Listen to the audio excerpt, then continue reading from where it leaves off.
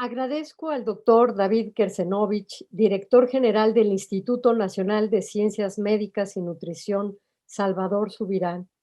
Agradezco a la licenciada Luz María Aguilar Valenzuela, directora de Comunicación Institucional. Agradezco a la licenciada Gabriela Rubelo Martín, coordinadora del Centro de Información e Investigación Documental, la invitación a formar parte de esta conmemoración. Es un motivo de orgullo estar con ustedes en una ocasión tan extraordinaria. El miedo en el cuerpo. Algunos todavía hoy creemos saber de qué se trata.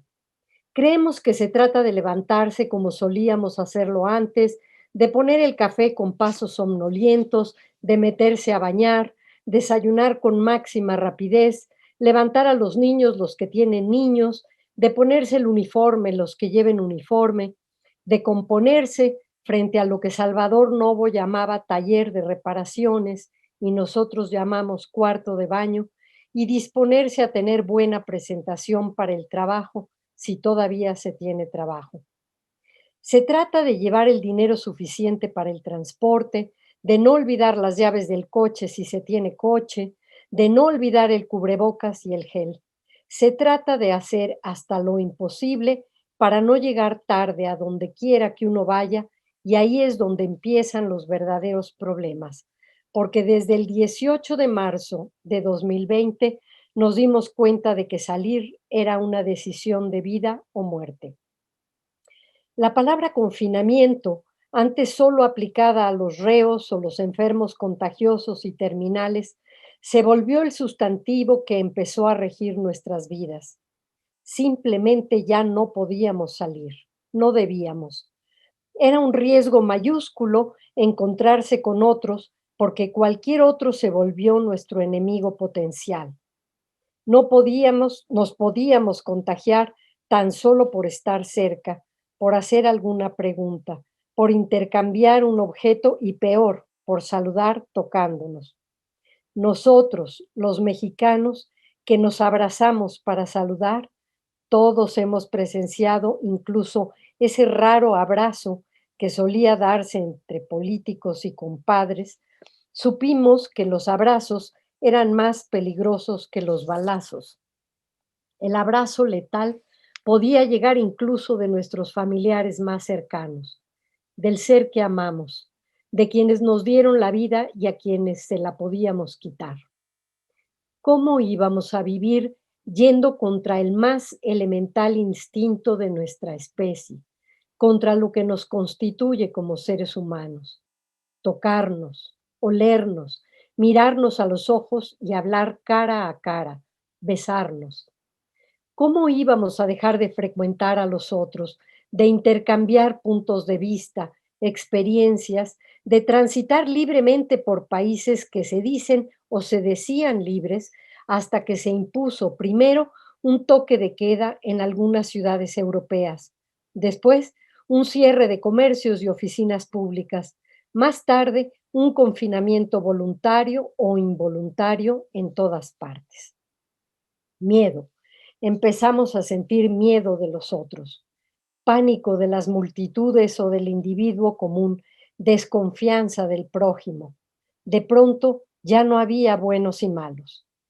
De los miedos ancestrales, dos son los más terribles: el miedo a lo desconocido y el miedo a aquel que tengo enfrente.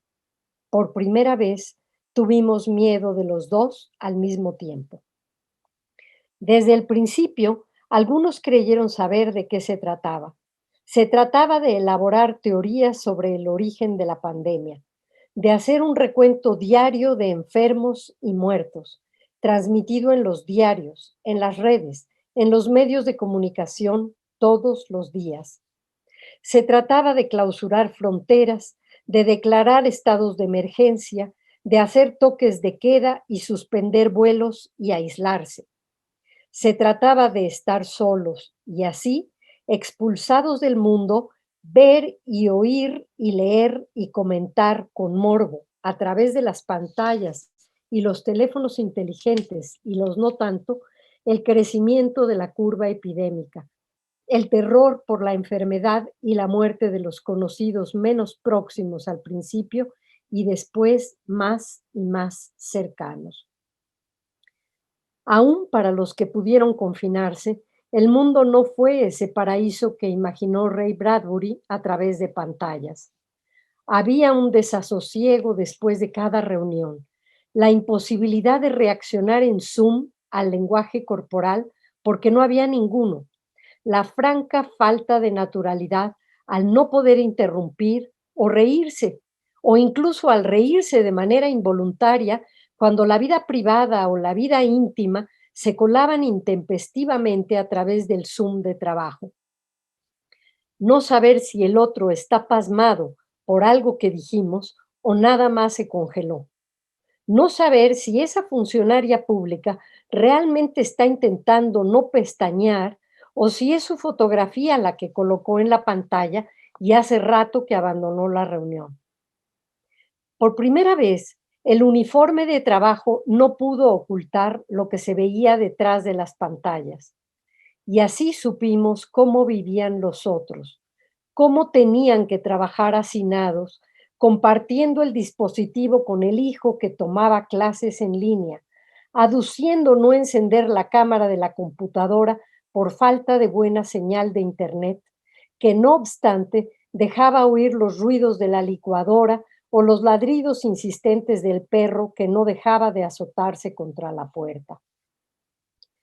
Por primera vez también fuimos más que nunca conscientes de que el miedo a los otros se llama discriminación y xenofobia. SARS-CoV-2 se volvió la imagen del que trajo la enfermedad desde las lejanas tierras de China, ese viajero que luego contagió a otros viajeros que volvieron a su país después de tomar vacaciones, porque la curva de contagios comenzó con quienes venían de fuera ya enfermos y aquí contagiaron a más que a su vez se enfermaron. Con el famosísimo vuelo que vino a México de Colorado, con aquellos viajeros que volvieron de esquiar y entonces algunos pensaron que como ellos no viajaban ni esquiaban, la enfermedad no les llegaría, pero el contagio se extendió a quienes salían a trabajar obligados a ganarse el pan cada día, y algunos otros pensaron que si se confinaban y no salían a trabajar, no enfermarían, y no obstante, el contagio siguió con esos mismos que aún confinados recibieron un paquete, dijeron, o un inocente envío, o salieron por la comida, o a la farmacia, o a tirar la basura, y no supieron por qué ni cómo enfermaron. Nadie decía nunca cómo ni por qué creía haber enfermado, porque la COVID, como la peste en la Edad Media, tenía jetatura, porque quienes se enfermaban eran juzgados como irresponsables, causantes intencionales de la enfermedad y acaso la muerte de los otros. Los que vinieron después dijeron saber de lo que en verdad se trataba. Se trataba de una crisis sanitaria de consecuencias mayores que causaría un número considerable de muertos y enfermos y una recesión mayor que en la Segunda Guerra Mundial. Dijeron saber que esto era una crisis económica, política, social sin precedente y que quienes saldrían beneficiados, lo mismo se tratara de naciones que de empresas, serían quienes aprovecharan las circunstancias. Dijeron saber de inmediato que los países más ricos se beneficiarían en el momento de tener una vacuna y que algunos de esos países podrían disponer de dosis suficientes para inocular a toda su población, incluso a los menores de edad y a voluntad de cualquiera, y hasta podrían vacunar a quienes tuvieran los medios para viajar. Estados Unidos fue el caso paradigmático e inauguraran lo que se conoció como turismo de vacunas. Supieron que habría países que no tendrían siquiera acceso a la vacuna. Supieron que la pandemia ensancha las desigualdades y en el mundo global, a diferencia de otros tiempos de pandemia, el contagio abarcaría todos los rincones del mundo y la salvación vendría para todos o para ninguno. Supieron que el coronavirus es un robot ciego que se dedica a inocular seres humanos con inusitado talento. En la era de la hiperinformación, esta diminuta máquina es lo más amenazante, lo menos previsible, lo menos controlable.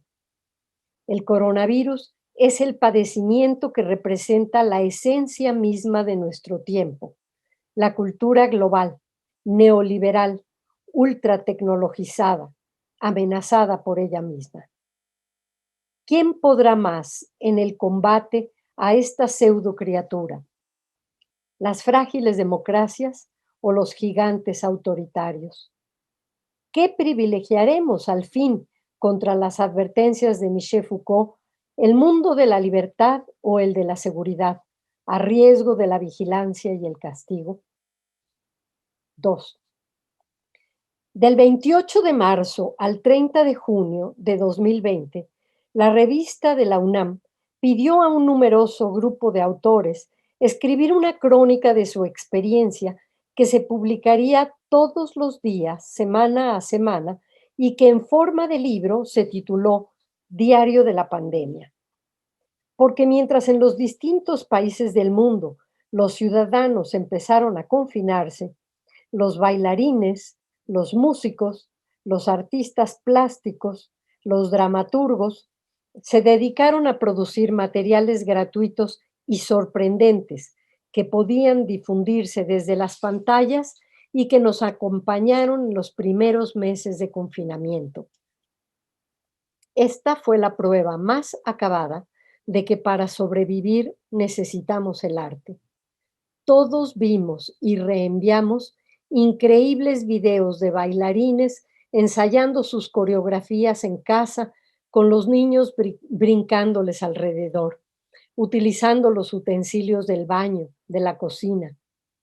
Todos escuchamos conciertos extraordinarios de esos tenores que se pusieron a cantar a capela desde un balcón a las calles vacías en Italia, o de grupos de músicos de todos los géneros, orquestas completas que interpretaron y editaron piezas inolvidables, como ese famoso Huapango de Moncayo, interpretado por la Orquesta de Minería, con cada uno de sus músicos en un recuadro de la pantalla entrando a tiempo.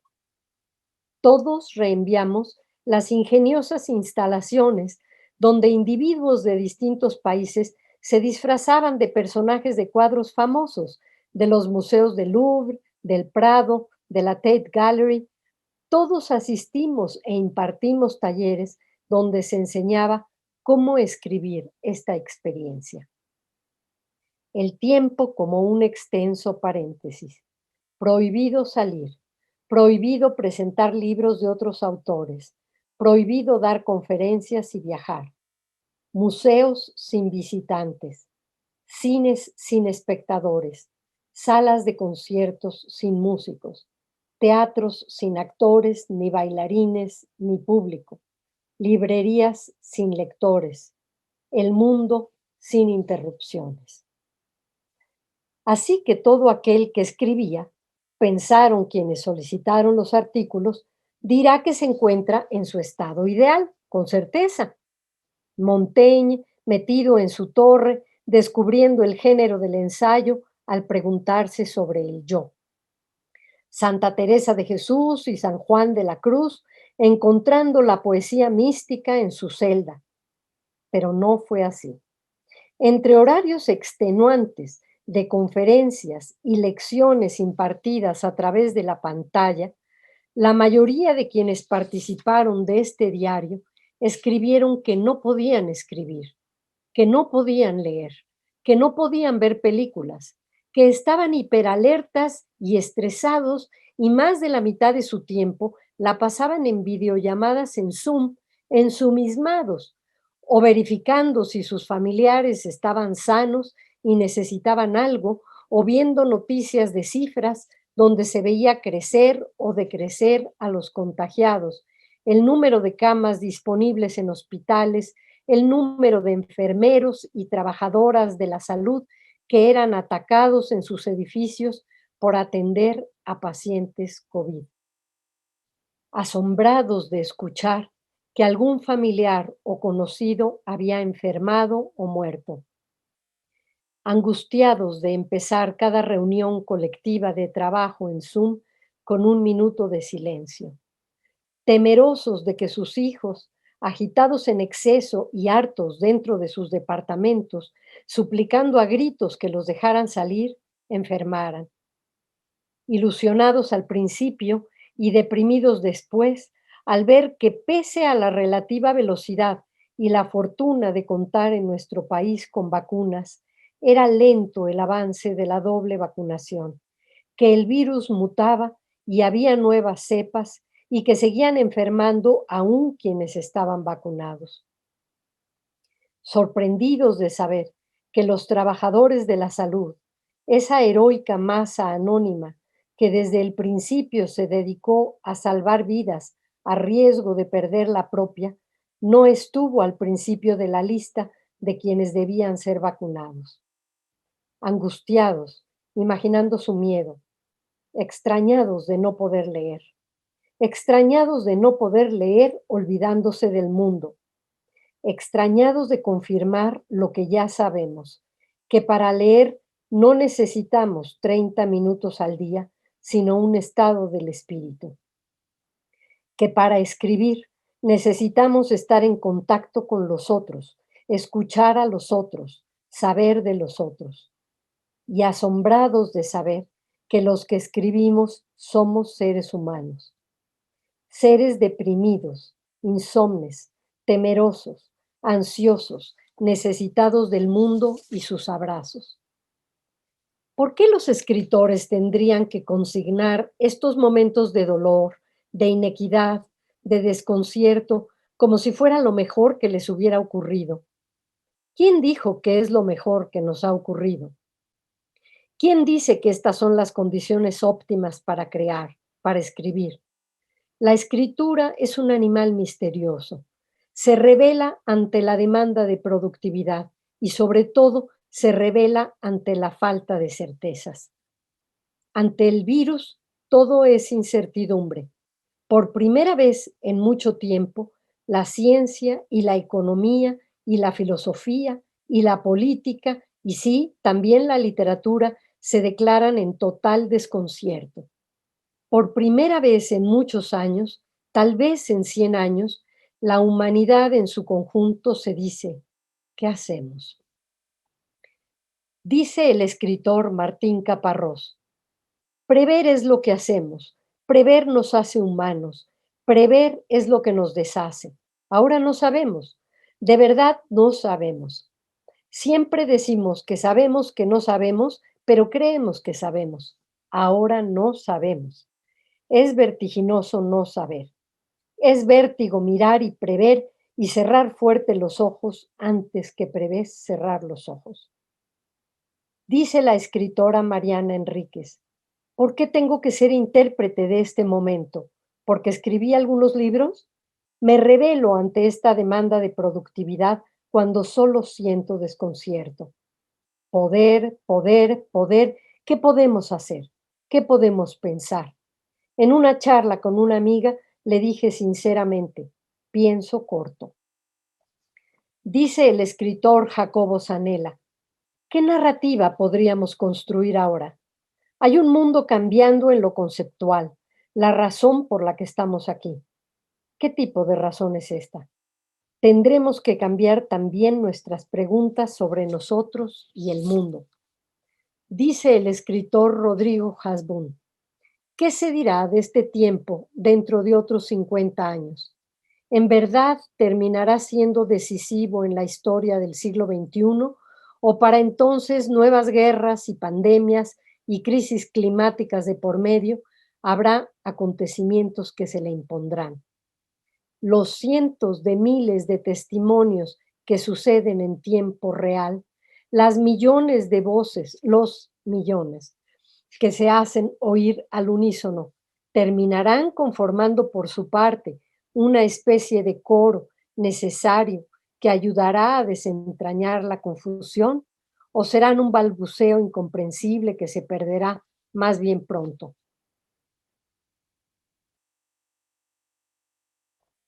Después de 18 meses de pandemia, la mayoría creyó saber sin saber un poco más. Creyó entender que debía inventar un lenguaje.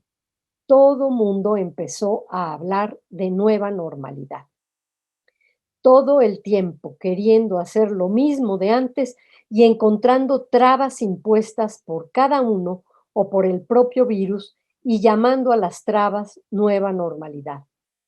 Porque uno no puede vivir en un mundo en absoluto paréntesis, en total incertidumbre, porque vivir esperando el futuro sin que el futuro llegue no es humano, porque requerimos el consuelo de saber que algo volverá a ser normal, porque los viejos que han sobrevivido en asilos o en total aislamiento en sus casas tienen la esperanza de volver a salir, porque los jóvenes quieren enamorarse y estar juntos y compartir con los otros esa edad extraordinaria en la que todo lo que importa después no importa cuando se es joven, porque entonces la única prohibición es no ser feliz.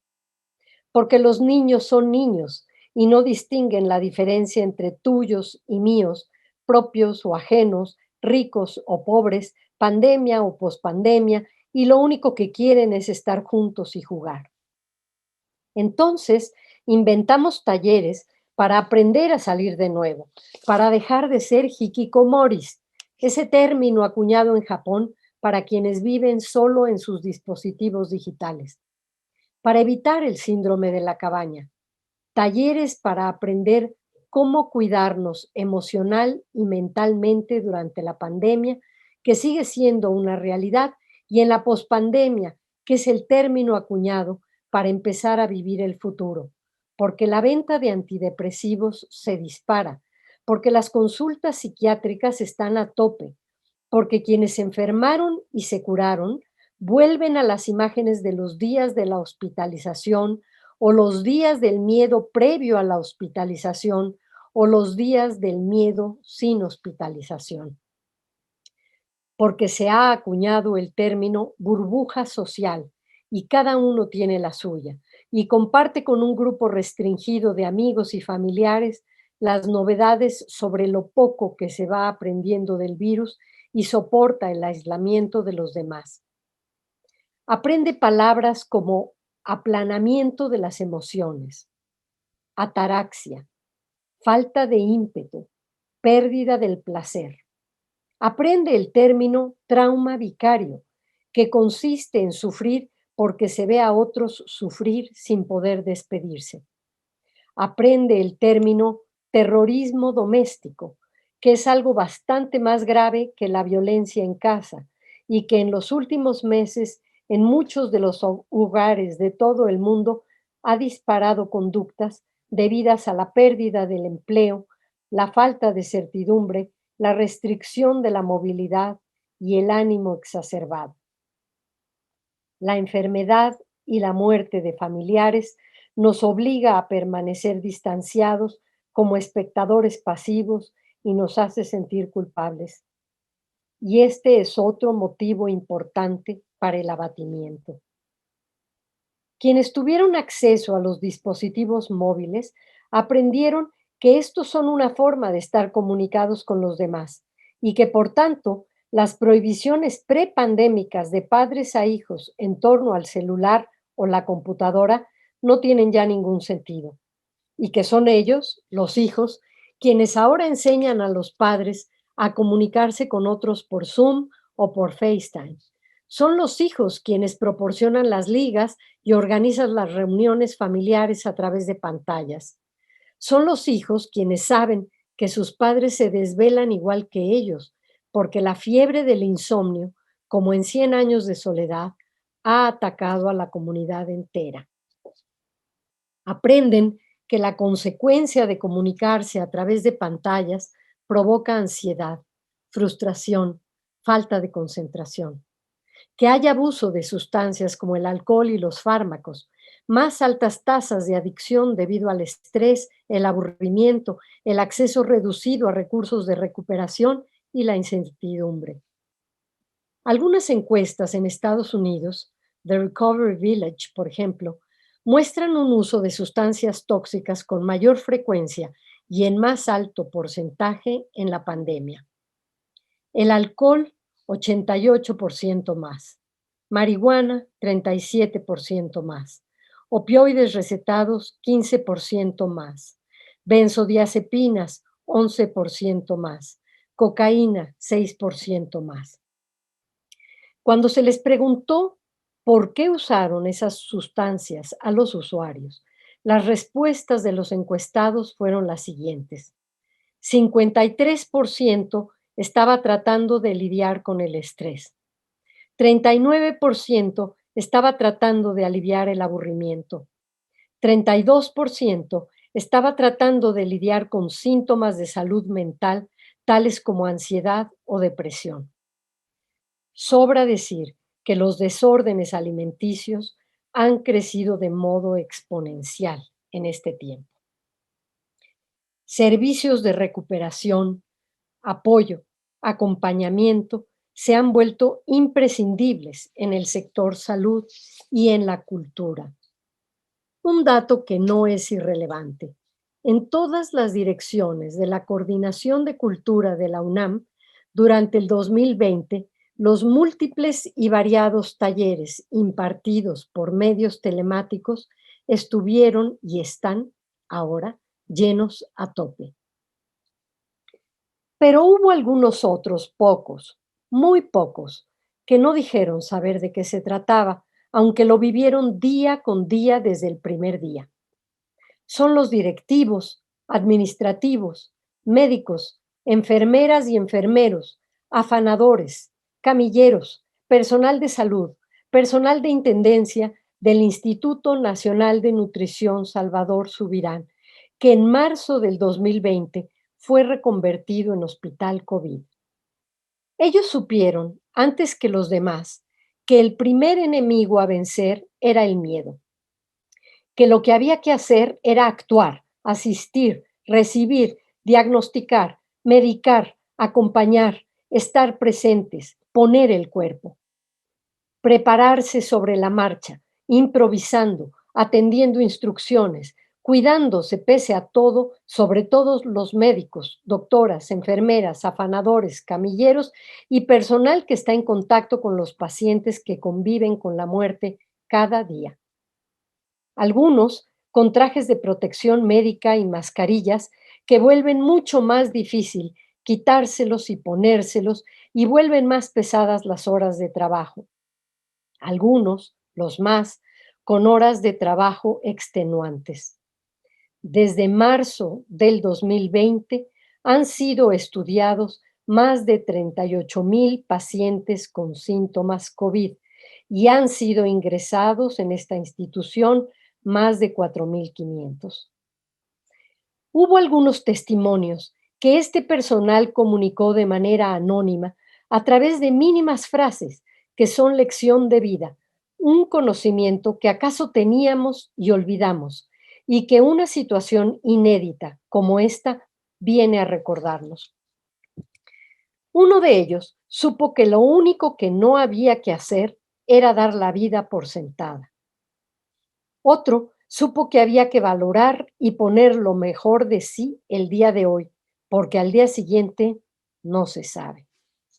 Vivir el aquí y el ahora. Como decían los emblemas de la pintura barroca del 16, carpe diem, vive el día. Otro u otra dijo haber aprendido a valorar a la gente y sobre todo a su familia, pues ha visto ingresar al hospital y no volver a ver a su familia a varios. Así que esto le ha enseñado a no esperar para decirle a alguien lo que siente, lo que piensa y lo mucho que disfruta estar vivo. Otro, darwinianamente, dice que hay que saber adaptarnos, que no hay nada más que adaptarse y seguir adelante. A otro le tocó la experiencia de perder a un familiar sin poderlo ver en sus horas finales. aprendió a valorar la vida de todos y a saberla vivir. Otro u otra experimentó emociones extremas, miedo, angustia y pánico, y esto le enseñó a valorar lo que tenemos, la familia, los amigos y los compañeros de trabajo. A otro le enseñó a vivir feliz con lo que tiene, aunque sea poco. Otro más aprendió que aquello que daba por sentado es lo que ahora extraña. Salir a caminar, por ejemplo. Esto significó priorizar los valores y pensar en lo realmente importante. Para uno más, ha sido la prueba fehaciente de la vulnerabilidad humana. Nada ni nadie es más o menos poderoso cuando es la salud la que está de por medio. Muchos dicen haber aprendido el valor inconmensurable que tienen tres palabras: solidaridad, agradecimiento, empatía. Nutrición, como se conoce de modo coloquial, fue fundado el 12 de octubre de 1946 bajo el nombre de Hospital de Enfermedades de la Nutrición. En 1978 extendió sus funciones a otros campos y cambió su nombre a Instituto Nacional de Nutrición Salvador Subirán en reconocimiento a su fundador hasta el año 2000, en que incorporó el término ciencias médicas para subrayar su carácter integral de investigación y desarrollo de la medicina. No hay quien no sepa que es un instituto de asistencia médica de altísima calidad y que su dimensión científico-técnica e interpersonal implica la excelencia. Forma parte de los 12 institutos nacionales de salud, pero se distingue de ellos por su vocación de innovación y su mística de trabajo. Es considerado uno de los 2000 mejores hospitales del mundo y el único en México que ingresó al ranking elaborado por la revista Newsweek en colaboración con Statista Incorporated. La calificación del instituto como uno de los mejores hospitales de alta especialidad en el mundo en 2021, dijo su director, el doctor David Kersenovich, es consecuencia del compromiso, visión a futuro y mística de todo su personal, procurando la salud de los pacientes y de la sociedad. Yo diría, por experiencia de parientes y escritores amigos tratados u hospitalizados en esta institución, que otro de sus méritos es el tratamiento del paciente como un sujeto integral. Hoy, en medio de esta situación inédita por la pandemia de SARS-CoV-2, el instituto celebra 75 años de trabajo incansable por conseguir la salud de sus pacientes. Me parece significativo que llegue a su aniversario 75 en un momento histórico, no solo por los años de trabajo continuo en favor de quienes a él ingresan, sino porque llega a ese aniversario tras estos 19 meses de su reconversión en hospital COVID, lo que implica un esfuerzo doble por acoger, innovar, transitar por las variantes de quienes han debido ingresar a causa de esta pandemia y han encontrado la mayor disposición a ser curados. Es un momento histórico por estas dos razones. No sobra decir que el doctor Salvador Subirán Anchondo, quien murió meses antes de cumplir 100 años, habría estado complacido al ver lo que se ha hecho con su legado. Él sintió esta institución como su mayor obra, la que orgullosamente vio como el fruto más preciado de su profesión. Un día dijo: siento que el edificio y los objetivos y aún un poco de los hombres que ahí laboran sin descanso tienen algo de mí mismo. Esta celebración también tiene algo de él mismo, si nos detenemos a verlo. Fue fundador y director general de nutrición de 1946 a 1980, cuando se retiró para no retirarse, pues siguió trabajando en preservar la memoria de los archivos y registros del hospital a fin de que esa experiencia se extendiera. Y es suficiente con leer y escuchar algunos de los testimonios de quienes ahí laboran para darse cuenta de que la experiencia de alguien que dedica su vida en provecho de los otros pervive más allá de su cuerpo y de su permanencia en la tierra. Queda en el trabajo, en la actitud y casi en el ADN de quienes ven en él o ella la caja de resonancia de su propio sentido de vida y sus deseos. Nunca pensé vivir esta situación, que ha sido una experiencia difícil y temeraria debido a que una persona puede contagiar a muchas, dice otro trabajador o trabajadora anónimo. Yo lo viví muy cerca con mi familia y el temor de no saber qué consecuencias tendrá en la vida de otras personas es difícil de pensar. Imaginar si vivirá o no vivirá o cómo será el proceso de la infección. Son tantas dudas y tanto temor. Mi enseñanza ha sido ser empático, ser agradecido y no discriminar a quien ha padecido esta enfermedad, dice otro. Y agrega uno más. Mi aprendizaje ha sido atesorar la existencia de la solidaridad, el amor por la familia, amigos y sociedad en general, buscando la empatía a pesar de las variantes emocionales y sociales. ¿Cuál es la enseñanza más grande del Instituto de Nutrición? Anteponer la vida y la salud de las personas a todo lo otro, afirma uno más. En días recientes, mientras preparaba esta conferencia, he pensado mucho en los distintos rituales que sus trabajadores deben llevar a cabo día a día. Acudir, recibir, escuchar, enfrentar con valentía, acompañar en el duelo por la pérdida de la salud, del contacto con los familiares, compartir conocimientos, experiencia y hasta ejercer acciones que rebasan el solo quehacer médico, como marcar el propio celular y comunicar al paciente con sus familiares en los últimos momentos, y no pocas veces ser los últimos en tomar la mano de ese paciente que se va. Tomar la mano de otro para no dejar que se vaya solo. No puedo pensar en un acto más desinteresado, más humano, más heroico.